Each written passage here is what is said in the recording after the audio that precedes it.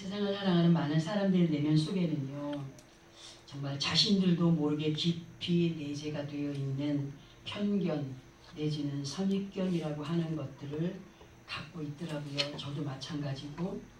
그리고 그 사람들이 갖고 있는 편견과 선입견들이 그 사람의 고집과 완고함으로 나타나게 되고, 이러한 것들이 자신들도 모르게 행하여지는 습관이 되어지고, 그 습관이 그 사람의 모습을 기억하게 만드는 경우들을 종종 보게 됩니다.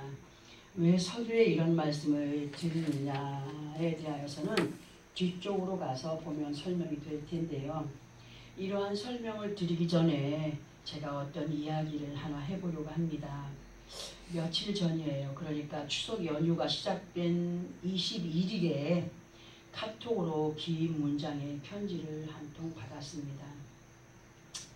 그 편지를 읽으면서 제 자신이 예수 그리스도 안에 있는 사람들을 볼 때, 또 그분들이 어떤 취기의 자리에까지 올라가 있을 때 우리가 바라보는 어떤 그런 믿음의 눈이 뭐냐면, 나와 다 똑같은 믿음으로 볼 때가 있잖아요. 나와 똑같은 마음으로.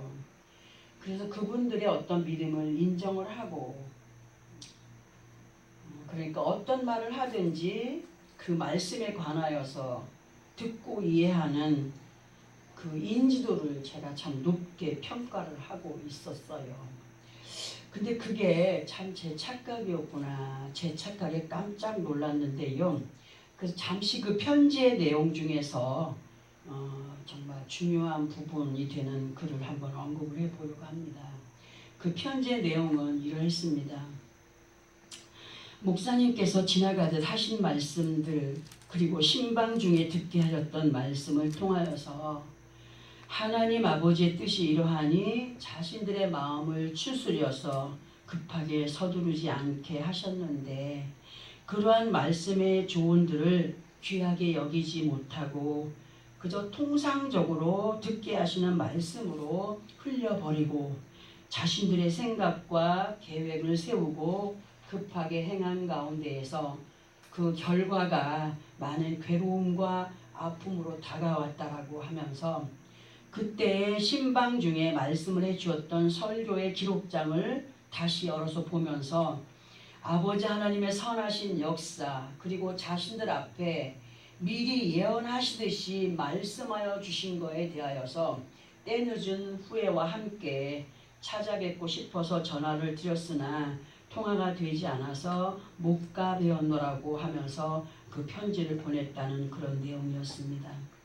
이러한 내용의 글을 대하면서 문득 생각나는 말씀이 있었는데, 그 말씀이 뭐냐면 요한복음 5장 25절의 말씀으로, 진실로 진실로 너희에게 이르노니 죽은 자들이 하나님의 아들의 음성을 들을 때가 오나니 곧 이때라. 그리고 듣는 자는 살아나리라 하신 말씀이었습니다.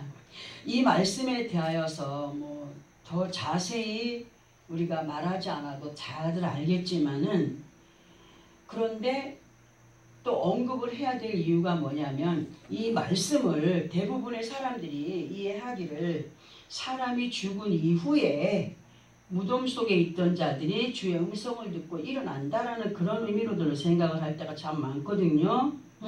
사람이 죽은 이후에 일어난 일들로 그렇게 단순하게 생각을 하고 있거나 이해하는 사람들이 참 많습니다. 그러나 이러한 개념의 의미를 틀렸다라고 볼 수 없어요. 틀렸다고 볼 수 없으나 이 말씀에 대하여서 우리는 이렇게 한번 들어보겠습니다.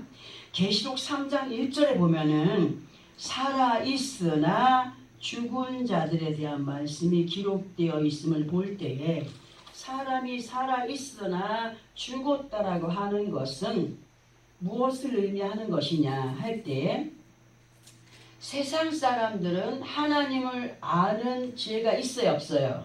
없지요. 뭐가 없기 때문에? 하나님이 부어주신 영이 없기 때문에, 죽어있기 때문에. 그리고 세상 사람들을 성경에서 뭐라고 비유했느냐? 하나님을 모르는 자들을 뭐와 비유했죠? 짐승과 같이 비유를 했습니다. 그러면 살아있으나 죽었다라고 하는 것은 그 사람의 영이 죽어 있는 것을 말하는 것이고, 그 사람의 영이 죽어 있다는 것은 아버지 하나님과 상관이 있다는 건가요? 상관이 없다는 거예요. 상관이 없이 육신의 것들에 집착이 되어 있는 사람들을 말씀하고 있다는 사실과 함께 로마서 8장 7절과 8절을 보면은 사도 바울께서 이런 말씀을 기록해 놓으셨습니다. 우리 함께 이 말씀을 합독을 해 보아야 됩니다. 신약성경 249페이지 정도에 있습니다. 로마서 8장 7절 8절, 신약성경 249페이지 정도에 있습니다. 찾았으면 우리 함께 합독을 해 보겠습니다. 8장 7절 8절, 로마서 8장 7절 8절 함께 합독합니다. 시작. 육신의 생각은 하나님과 원수가 되나니 이는 하나님의 법에 불복하지 아니할 뿐 아니라 할 수도 없음이라. 육신에 있는 자들은 하나님을 기쁘시게 할 수 없느니라. 아멘. 자, 지금 우리가 합독한 말씀을 앞부분에서 언급해드린 요한복음 5장 25절과 연결을 시켜서 보게 되면은 아버지 하나님을 기쁘시게 하지 못하는 사람은 어디에 이르는 사람이에요? 사망에 이르러 있는 자들로, 그 사람의 무엇이 죽어 있다는 것이 됩니까? 영이 죽어 있는 것이며, 영이 죽어 있는 사람은 아버지 하나님을 절대로 기쁘시게 할 수 있다고요? 없다고요. 하나님을 절대로 기쁘시게 할 수 없거니와 죄를 지어도 양심의 가책을 느끼지 못하는 가운데 거짓말을 하고 남이 나보다 잘 되는 것에 질투하고 시기하게 되는 모습들로 살아가게 된다는 겁니다. 그런데 이렇게 죽어있던 영이 살아나는 때가 있는데, 그때가 어떤 때냐? 어떤 때요? 말씀을 들을 때. 그리고 들려진 말씀이 깨달아지는 것은 그 사람의 영이 살아나기 때문에 깨달아지게 된다는 것을 말씀드리고 싶은 겁니다. 이러한 말씀의 의미들을 더욱더 확실하게 할 수 있는 말씀이 어디냐면은 로마서 8장 6절의 말씀으로 육신의 생각은 사망이요 영의 생각은 생명과 평안이라고 하셨고, 영적으로 그만큼 무딘 채 굳어있는 사람의 모습은 이러하며 살아있는 자의 모습은 이러하다 하는 것을 말씀해 주시는 가운데에서 예수 그리스도 안에 있는 믿음의 사람들로 하나님을 기쁘시게 할 수 있는 영으로 깨어있는 자들이 될 때는 언제냐? 말씀을 듣고 깨달아질 때. 영이 깨어있는 사람들은 세상을 분별하는 능력까지 겸비하는 사람들이 된다는 사실. 그게 능력이에요. 그리고 그분의 은혜 안에서 지혜와 명철을 받은 사람들로 세상을 이겨 승리해가는 사람들이 되기를 원하셔서 우리에게 정말 혼탁하고 혼란의 시기에 이때에 이 말씀을 대하게 하십니다. 예수 그리스도 안에 있는 믿음의 사람들은 우상 숭배하는 사람들처럼 그저 형식에 치우친 그런 믿음의 사람들이 아니라는 거예요. 진실로 하나님은 어떠하신 분이다? 살아서 역사하시는 분이다. 그 아버지 하나님께서 말씀하여서 이끌어 가심에 정말 우리는 민감함이 있는 사람들이 되어야 된다는 말씀. 그리고 에스겔서 3장 4절부터 7절까지를 보면은 또 이런 말씀이 있어요. 연결되는 말씀이라 함께 합독을 해봅니다. 구약성경 1153페이지입니다. 에스겔 3장 4절부터 7절까지. 구약성경 1153페이지. 다 찾아서 함께 합독을 해야 성경에 이런 말씀이 있구나 하는 것을 알기 때문에 찾았으면 우리 함께 합독합니다. 시작. 그가 또 내게 이르시되 인자야 이스라엘 족속에게 가서 내 말로 그들에게 구하라. 너를 언어가 다르거나 말이 어려운 백성에게 보내는 것이 아니요 이스라엘 족속에게 보내는 것이라. 너를 언어가 다르거나 말이 어려워 네가 그들의 말을 알아듣지 못할 나라들에게 보내는 것이 아니니라. 내가 너를 그들에게 보냈다면 그들은 정녕 네 말을 들었으리라. 그러나 이스라엘 족속은 이마가 굳고 마음이 굳어 네 말을 듣고자 아니하리니 이는 내 말을 듣고자 아니함이니라. 아멘. 자, 이 말씀 다시 한번 보면서 설명을 들어보도록 합니다. 아버지 하나님께서 에스겔 선지자에게 명령을 하십니다. 뭘 명령하셨을까요? 하나님의 말씀을 대언할 수 있도록 그들에게 가서 전하라는 명령을 받습니다.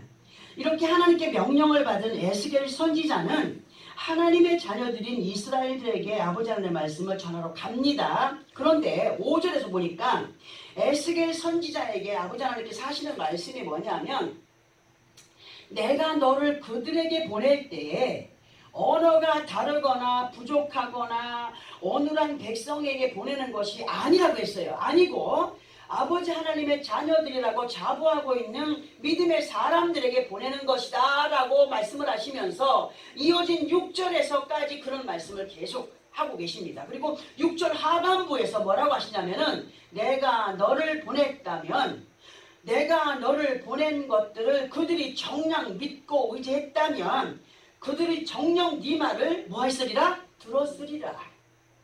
무슨 말이냐? 진정 그들이 나를 믿는다면, 하나님을 믿는다면 내가 보낸 너의 말을 정녕 들었으리라 하시는 말씀이에요.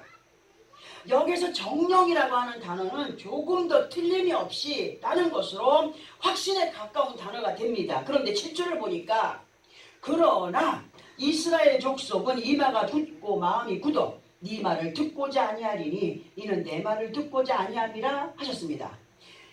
하나님의 사람의 말을 듣지 아니하는 것은 누구의 말을 듣지 않는 거라고? 하나님의 말씀을 듣지 아니하는 것이라. 그러면 이러한 말씀의 내용들이 지금 우리가 살아가고 있는, 그리고 아버지 하나님을 믿노라 하는 믿음의 현실 속에 상관이 있어요, 없어요? 상관이 있어요. 상관이 있어요. 응? 하나님께서 왜 교회에 사람의 모습을 가진 목사를 세워서 왜 말씀을 듣게 하시냐? 성경에 대하여서 단순하게 역사를 배우게 하기 위하여서가 아니라는 겁니다. 응? 우리는 성경 말씀을 볼 때 지나간 역사를 말씀 듣는 거 아니에요. 현실 속에서 이루어지는 것들을 미리 예비해 주시는 하나님의 말씀을 듣는 것입니다. 하나님께서 하나님의 자녀들에게 누구의 것을 전하게 하시느냐? 하나님의 뜻을 전하게 하기 위하여서 목자라고 하는 직임을 주고, 그리고 그런 입술을 통하여서 듣게 하시는 것이 누구의 말이라? 하나님의 말씀이라. 그런데 다 듣고 이해하고 믿는다고요? 아버지 하나님의 말씀 앞에는 여러 종류의 밭들이 있어요. 마음밭들이 있어요. 모여 있어요. 그 사람들 가운데는 돌짝밭을 가진 사람이 있고 길가밭을 가진 사람이 있고, 이마가 굳은 곧 자신들의 상식과 지식으로 생각으로 말씀을 헤딩하면서 되받아 치면서 들으려 하지 않고, 또 들었다 할지라도 마음밭에 심지 못하고 그것을 믿고 행하지 못한 채 이것이 하나님의 뜻이다라며 흉내를 내는 사람들이 얼마나 많이 있는지. 뻑하면 예수 이름 팔아요. 뻑하면 주님이 어쩌고 하나님이 어쩌고 하면서 그들의 모습은 어떻습니까? 응?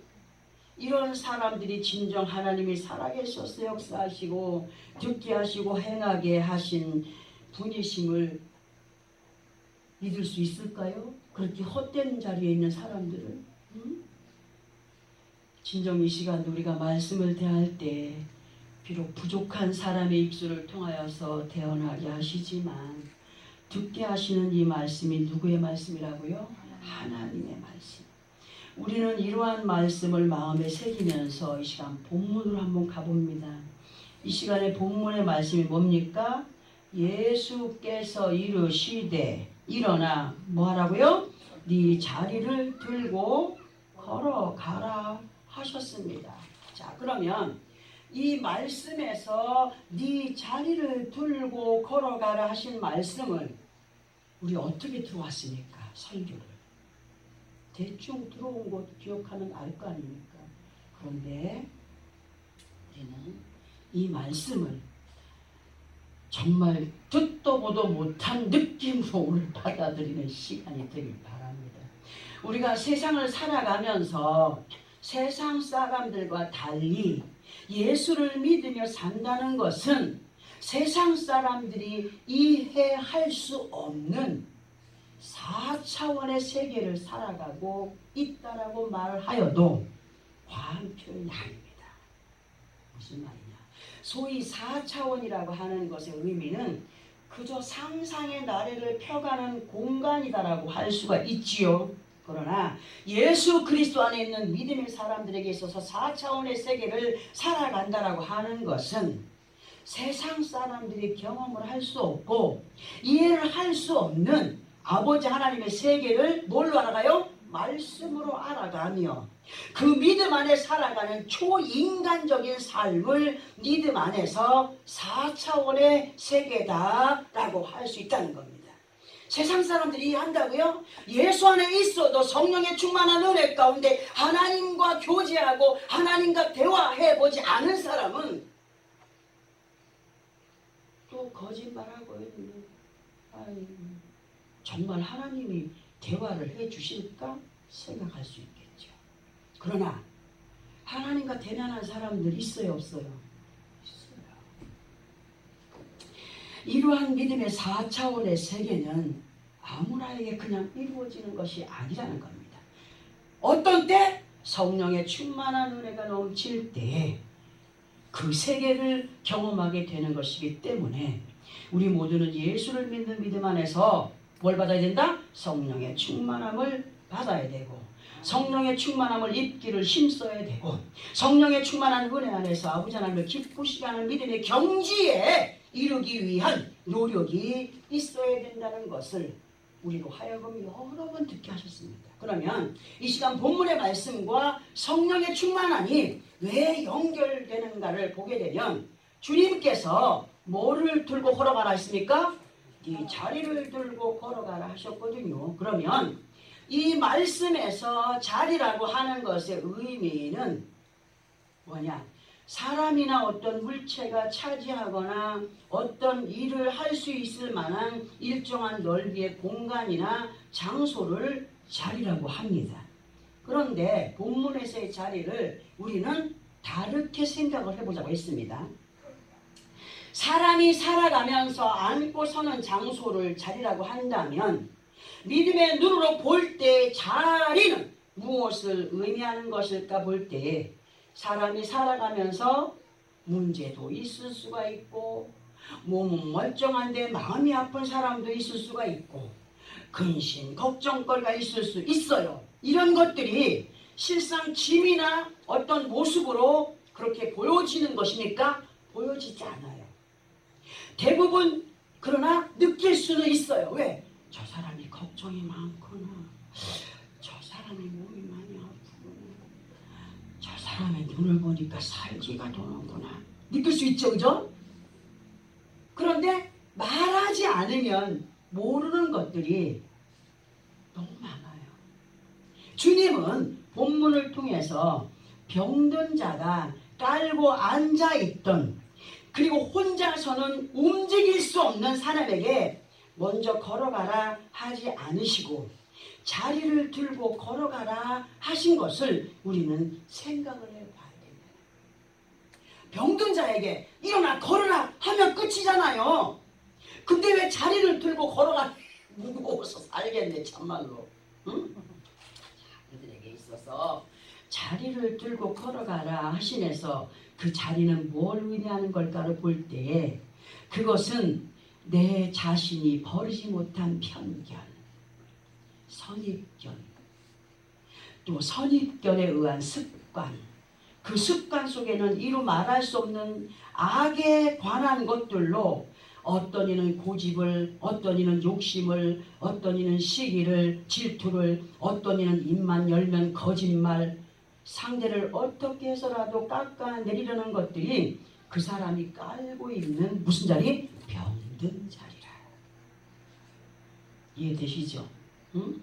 병든 자리가 뜨기 때문에 우리는 주님 앞에 문제가 되는 믿음 앞에 거침돌이 되는 그 죄악된 자리를 걷어내야 된다는 겁니다. 내가 일어날 때 그 그냥 일어나는 것이 아니라 항상 어디 공원에 가면 앉아있던 자리를 깨끗이 하고 일어나기 바랍니다. 우리가 그런 얘기 할 때 있죠. 쓰레기 같은 거. 우리에게는 눈에 보이지 않지만 영적인 더러운 쓰레기 같은 그런 것들이 줄비하게 다 떨어져 있어요. 이것들을 다 치워야 돼. 우리 스스로가. 누가 치워주기를 바라지 아니하고 내 죄는 누가 대신해 주는 거라고요? 내 죄는 내가 누구 앞에? 하나님 앞에. 누구 이름으로? 예수 그리스도 이름으로 바로 1대1이 맨투맨의 믿음의 삶이 우리에게는 확실하게 있어야 된다. 그리고 말씀의 인도를 따라서 뚜벅뚜벅 순종의 삶으로 걸어가는 우리가 되기를 주님의 말씀으로 오늘 시간 부탁을 하고 계십니다. 예수 그리스도 안에 있다라고 해도 천태만상의 모습들로 어떤 이들은 겉으로 보기에는 멀쩡한 사람 같아 보여도 그 속에 영혼이 아주 병들어서 썩어 문드러진 사람이 있어요. 불쌍한 사람들 많아요. 그리고 이렇게 영원히 병든 사람들의 모습을 짐승보다 못한 그런 행동과 그런 계획과 그런 생각들로 주님의 마음을 아프게 하는 부분들이 너무 많다는 겁니다. 저도 예외라고 볼 수가 없습니다. 그러나 남들 보기에 연약해 보여도 영혼이 살아있는 자로 아버지 하나님 앞에 기쁨이 되는 삶을 살아가는 사람들 많이 있습니다. 많이 있습니다. 그러나 영혼이 병든 사람의 대부분이 그 겉모습에서도 추한 모습을 드러내지 않을 수가 없다는 사실 속에 우리 모두는 영의 강건함을 입고 육신의 그 기쁨의 어떤 겉모습에서도 주님을 믿고 나아가는 기쁨의 모습을 나타내어가는 믿음의 승리자들이 되어가야 된다는 겁니다. 그렇기 때문에 오늘도 말씀을 선포하여 듣게 하시고 듣게 하실 때 우리로 하여금 알아듣지 못하는 말로 선포하게 하는 것이 아니라고 했어요. 에스겔 3장을 통하여서 말씀해 주지 않습니까? 내가 너를 네 말을 못 듣는 사람들에게 보내는 것도 아니고 그들을 또 네 말을 못 듣는 사람에게 보내는 것이 아니다. 다 한국 사람이 한국말을 하고 하나님의 말씀을 던지는데 그 말씀을 못 알아듣고 이해하지 못하고 깨닫지 못하는 것은 뭐냐? 이마가 굳기 때문이라. 뭐가 있다? 자기의 상식과 지식을 가득히 담고 말씀이 오면 그냥 대받아 치기 때문에 은혜가 안 된다는 거예요. 전하는 전하 여러분들의 이마는 정말 부드러운 모습들의 사람들이 되어야 된다는 사실. 그렇지 않으면 굳어진 그 이마로 인하여서 말씀이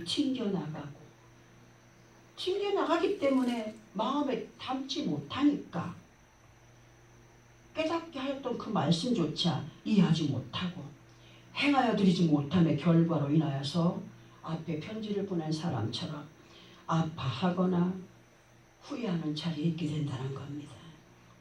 우리 안에 자리를 깔고 나 자신도 모르게 자리를 깔고 나로 하여금 하나님 앞에 패역함으로 행하게 하는 그 모든 것들을 우리는 들고 일어나 버릴 것은 버리고 간직할 것은 간직하는 사람들이 되어야 된다는 거죠. 자, 그러면 하나님 아버지를 기쁘시게 하지 못하는 것들로 하나님께 헌신할 수 있다고 했나요? 헌신할 수 없어요. 앞에서는 헌신하는 척 해도 뒤에서는 어떻게 해요? 그렇지 못한 사람들이 너무나 많아요. 헌신이라고 하는 것은 신발짝이 헐어갖고 버리는 그게 아니라 정말 아버지 앞에 헌신하는 것은 앞에서도 뒤에서도 변함이 없는 모습의 행위가 헌신이라는 겁니다. 자, 그러면 그 사람들이 왜 아버지 앞에 헌신을 못하게 됐느냐? 또 어떻게 하면 아버지 앞에 헌신할 수 있는, 하나님을 기쁘시게 할 수 있는 영원히 살아있는 자들로 하나님의 말씀을 바로 알아듣고 이해하고 깨닫고 행하여 가게 되느냐를 우리 말씀으로 보아야 됩니다. 우리 자주 대했던 말씀이에요. 출애굽기 32장 25절부터 29절까지 구약성경 133페이지. 출애굽기 32장 25절부터 29절까지를 함께 합독을 해보겠습니다. 출애굽기 32장 25절부터 29절까지 말씀 함께 합독합니다. 시작. 모세가 본즉 백성이 방자하니 이는 아론이 그들을 방자하게 하여 원수에게 조롱거리가 되게 하였습니다. 이에 모세가 진문에 서서 이르되 누구든지 여호와의 편에 있는 자는 내게로 나오라 하매 레위 자손이 다 모여 그에게로 가는지라. 모세가 그들에게 이르되 이스라엘의 하나님 여호와께서 이렇게 말씀하시기를 너희는 각각 허리에 칼을 차고 진 이문에서 저 문까지 왕래하며 각 사람이 그 형제를 각 사람이 자기의 친구를 각 사람이 자기의 이웃을 죽이라 하셨느니라. 레위 자손이 모세의 말대로 행하매 이날에 백성 중에 3,000명가량이 죽임을 당하니라. 모세가 이르되 각 사람이 자기의 아들과 자기의 형제를 쳤으니 오늘 여호와께 헌신하게 되었느니라. 그가 오늘 너에게 복을 내리시리라. 아멘. 설교가 오늘 좀 길어도 이 말씀을 설명을 해드려야 됩니다. 이 말씀의 시작이 모세가 본즉 백성이 방자하니 이는 아론이 그들을 방자하게 하여 원수에게 조롱거리가 되었습니다. 이 앞에 말씀을 보면은 모세가 하나님의 말씀을 받으러 시내산으로 올라갔어요. 올라간 사이에 내려올 시간이 되었음에도 불구하고 모세가 안 내려오는 거예요. 이스라엘 백성들이 기다리는데, 그러니까 이 백성들을 모세의 형인 아론에게 맡기고 올라갔었지 않습니까? 그런데 아이고 기다리는 모세는 내려오지도 않고 우리를 위하여서 신을 만들어 다오 신을 만들어 다오 하니까 아론이 뭐라 그랬어요? 그 앞부분에서 보면은 너희들의 금 귀고리를 다 빼서 갖고 오라 그랬어요. 뭘 만들었어요? 금송아지를 만들었어요. 그래서 제가 귀고리를 뭐라고 그랬습니까? 응? 나는 종입니다. 누구의 종입니까 우리가? 하나님의 종입니다. 그럼 귀고리를 뺐다는 건 무슨 의미예요? 하나님의 종이 아닙니다. 나는 이거 아닙니까? 응? 뭘 숭배했어요? 금송아지를 앞에 놓고 내 신이라고 춤추며 나를 복주하고 그난리를 치고 있을 때에 모세가 십병을 받아가지고 내려오다가 그 광경을 보고 어떻게 했어요? 대노했어요. 반석을 쫙 던져버리지 않았습니까? 자, 모세가 본즉 백성이 방자하니 이는 아론이 그를 방자하게 하여 원수에게 조롱거리가 되게 하였습니다. 우리에게 있어서 하나님 앞에 잘못된 부분들이 너무 많아요. 우리가 살아가면서 거짓말도 하고 남을 곡해하기도 하고 넘어뜨리려고 하고 배치를 다 합니다. 이게 원수들에게 조롱거리가 되는 행위들이에요. 그러니까 모세가 진문에 서서 이르되 누구든지 너희가 여호와의 편에 있는 자들이라고 한다면 내 앞으로 다 나와. 내 앞으로 나와라. 레위 자손이 다 모여 그에게로 갔다. 뭐냐? 말씀 앞으로 간 거예요. 말씀대로 간 거예요. 모세가 그들에게 이르되 이스라엘 하는 여호와께서 이렇게 말씀하시기를. 누가 말씀했어요? 여호와께서 내 입을 통해서 이렇게 말씀하기를 원한다. 너희는 각각 허리에 뭘 차고? 칼을 차고. 우리에게 있어서 칼이라고 하는 건 뭡니까? 말씀이에요. 말씀. 응? 무기예요. 우리 무기. 허리에 칼을 차고 각각 누구 하나만이 아니라 허리에 칼을 차고 진 이문에서 정문까지 왕래하며 각 사람이 형제를 각 사람이 자기 친구를 각 사람이 자기 이웃을 죽이라. 이건 뭐냐? 인간의 생각들을 완전히 끊어내 버리는 거예요.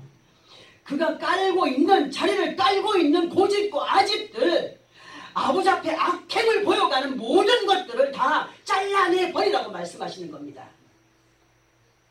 레위 자손이 모세의 말대로 행했다고 했어요. 행하며 이날에 백성 중에 3,000명가량이 죽임을 당했다고 했습니다. 무슨 의미냐? 우리 안에 그만큼 잘라내 버려야 될 것이 너무 많다는 거예요. 연결된 고리 안에서 잘라낼 것이 너무 많다는 거예요. 우리는 먼저 항상 하나님의 의와 하나님의 나라와 그 하나님 앞에 영광이 되는 것들을 구하며 나아가는 자들이 먼저 돼야 됩니다. 그리고 나서 이 땅에서의 우리가 삶을 살아가면서 필요한 모든 것들을 위해서 행하여 가는 사람들이 돼야 됩니다. 응? 자, 3,000명가량이 죽임을 당했다. 그만큼 잘라낼 것들이 많았다. 너무 많아. 그리고 29절에 모세가 이르되 각 사람이 자기 아들과 자기 형제를 쳤으니 인간의 감정과 인간의 사사로움을 버리고 나니까 여호와께 뭐하게 되었다고요? 헌신하게 되었다. 사람의 생각을 가지고는 헌신할 수가 없습니다. 헌신하고 나서 따집니다. 내가 어떻게 했는데 내가 어떻게 했는데 내가 어떻게 했는데. 누구의 뜻이에요 그게? 악한 영의 뜻이에요. 우리는 우리가 행하는 모든 것이 누구의 힘으로 행하는 거예요? 하나님의 영광의 힘을 따라서 행하는 거예요. 우리는 그냥 쓰임받는 도구일 뿐이에요. 볼펜이 쓰임받다가 언제 버려져요? 이게 이 안에 잉크가 다 써버리면 버려져요. 버려요. 미련 없이 버려요. 우리 안에 성령의 충만한 은혜가 채워지지 아니하면 버림받을 수 없다는 밖에 없다는 거예요. 성령의 충만한 은혜로 채워졌을 때 하나님이 쓰시기에 정말 합당한 자들로 헌신을 하게 된다는 겁니다. 헌신을 하게 되니까 하나님이 그들에게 뭐 했다고요? 복을 내리시리라.